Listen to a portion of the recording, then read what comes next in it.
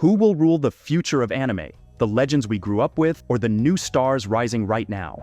Anime has changed, and we're living right in the middle of that change.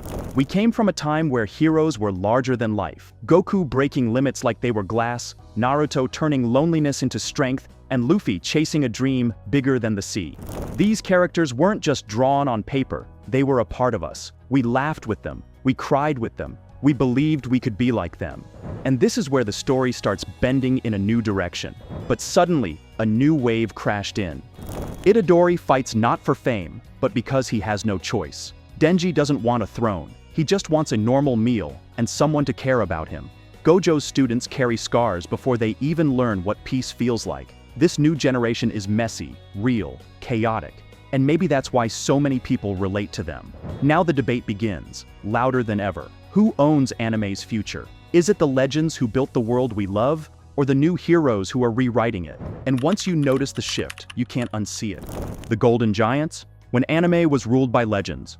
There was a time when anime wasn't everywhere. It wasn't trending on TikTok, it wasn't filling theaters, and it definitely wasn't the global powerhouse it is today. Anime was a spark, small, bright, carried by passionate fans and young dreamers who believed in worlds beyond reality. And in the center of that spark stood giants, titans, icons, Goku, Naruto, Monkey D. Luffy.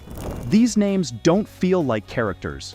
They feel like history itself. They shaped the meaning of a hero long before shiny animation and cinematic fight scenes became the norm. Their motivations were simple, pure, powerful.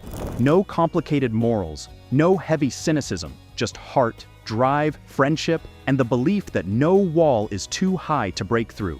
This was anime at its most innocent and its most powerful. Goku showed us that there is always another level if you refuse to quit. Naruto proved that even an outcast with nothing can change the world with determination. Luffy taught us that dreams are worth fighting for, no matter how many times you fall, how many enemies laugh, or how dangerous the ocean becomes. They didn't just punch villains, they punched doubt, fear, and destiny itself. And here's what most people forget about that era. And the experience was slower, heavier, more meaningful. There were no full seasons dropping at once, no instant spoilers online, no binge culture. We waited week after week, counting days like they mattered. Patience wasn't optional, it was part of being a fan. Loading screens, scratched DVDs, reruns on old TVs, we earned every episode. When our heroes gained a new form or won an impossible fight, we celebrated like it was our victory too. These legends weren't just popular, they built the ground every new anime stands on. They are the Mount Rushmore of this culture, carved deep into the stone of time, unmovable and eternal. But permanence doesn't mean the story stops there. The rise of the new era, when anime evolved, darkened, and exploded. Just when it felt like anime had reached its peak, something shifted, quietly at first, then like an earthquake. A new wave arrived, not to replace the legends, but to shake the entire structure they built. The battles became faster, the worlds became crueler, and the heroes looked a lot more like us. Confused, emotional, broken, yet still moving forward. This generation didn't come from sunshine and pure hope. It came from pressure, trauma, and a world that feels heavy even on good days. And at the center of this new wave stand fresh faces, powerful, flawed, unforgettable. This era didn't arrive with optimism, it arrived with pressure. Yuji Itadori isn't a chosen one. He wasn't born special, didn't have a great destiny waiting. He stepped into death with his own hands, swallowed a curse, and accepted a future that could end at any moment. He struggles not to be great, but to stay human. His strength comes from pain, from loss, from the fear of becoming a monster. And that quiet fear is what defines this generation. Then there's Denji, the hero who broke the entire mold. No grand dream, no noble resolve. Just a boy who wants to eat good food, sleep in a warm bed, and feel love that doesn't disappear.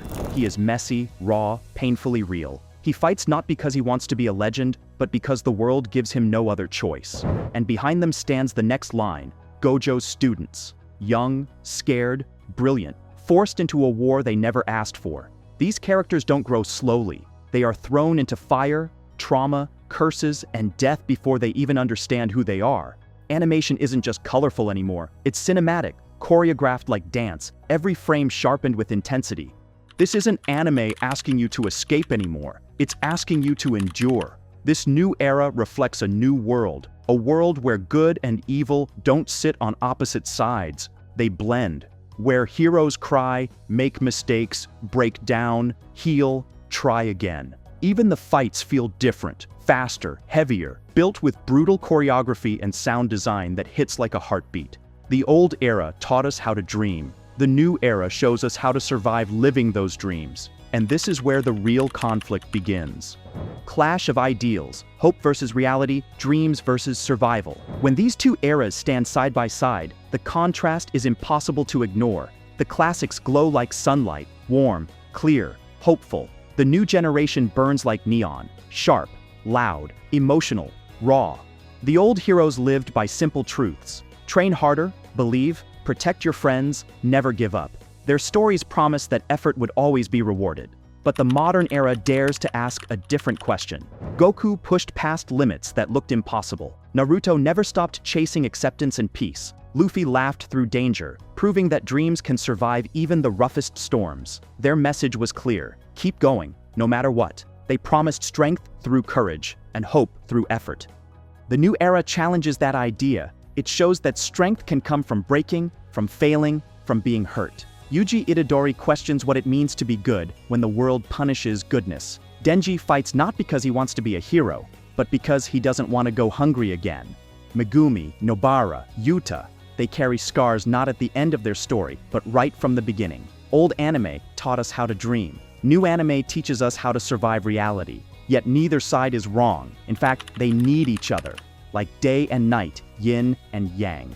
The classics remind us what we wished the world could be. The new age reflects the world we actually live in. Together, they form a spectrum of storytelling that reaches every kind of viewer. The hopeful, the broken, the young, the growing. The old guard raised us. The new guard understands us. And now, standing in the middle of these two forces, every fan must decide which voice speaks louder to their heart. Which one feels like your era? The bridge between worlds. Two eras, two flames, one anime legacy. The old heroes showed us how to dream and rise above limits. The new heroes show us how to break, heal, and keep moving in a messy world. Different styles, same impact. And now it lands on you. Which era owns your heart? Do you stand with the legends or the new wave rewriting the rules? Comment your answer below and tell me why. Your story is part of this conversation. And if this video sparked nostalgia or gave you something to think about, like the video, subscribe, and turn on the bell so you never miss the next deep dive into anime's past and future. Because anime isn't just something we watch, it's something we grow with.